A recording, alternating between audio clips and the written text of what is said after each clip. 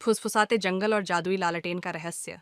मिलू एक जिज्ञासु और निडर गिलहरी जिसे नई चीजें खोजने का बहुत शौक है। लीला एक सावधान और दयालु खरगोश, मिलू की सबसे अच्छी दोस्त।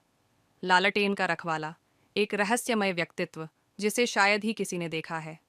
जादुई कौवा एक बुद्धिमान पक्षी जो पहेलियों में बातें करता है। एक जादुई जंगल जिसका नाम है फुसफुसाते जंगल। यहाँ पेड़ बातें करते हैं, जानवर बोलते हैं और जंगल के बीच में एक चमकती हुई जादुई लालटेन लटकी हुई है।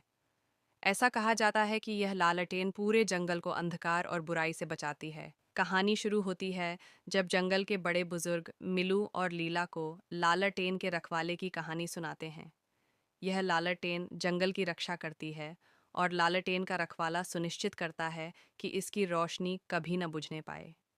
मिलू को यह रहस्य जानने की तीव्र इच्छा होती है कि लालटेन का रखवाला कौन है। लीला की मना करने के बावजूद मिलू रात में जंगल के गहरे हिस्से में जाता है। लीला भी डरते हुए उसके पीछे पीछे जाती है ताकि उसकी सुरक्षा कर सके। रास्ते में उन्हें अजीब चीजें दिखाई देती हैं, पेड़ जो फुसफुसाते हैं और जुगनू जो रहस्यमय तरीके से रास्ता दिखाते हैं।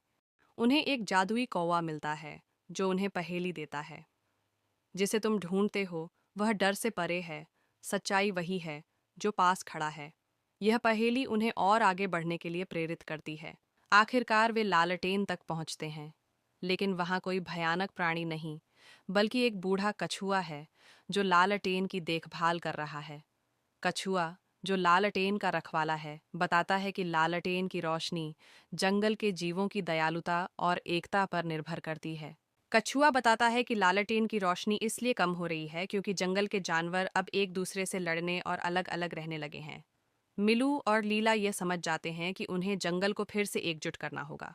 मिलू और लीला सभी जानवरों को इकट्ठा करते हैं और उन्हें बताते हैं कि उनकी एकता और दयालुता ही लालटेन को चमकाए रख सकती है। सभी जानवर मिलकर काम करने का वादा करते हैं। जंगल की लालटेन फिर से पूरी ताकत से चमकने लगती है। कहानी के अंत में कछुआ मुस्कुराता है और जंगल पहले से ज्यादा उज्जवल और खुशहाल हो जाता है। शिक्षा, एकता और दयालुता से सबसे बड़ी मुसीबतों को भी हराया जा सकता है।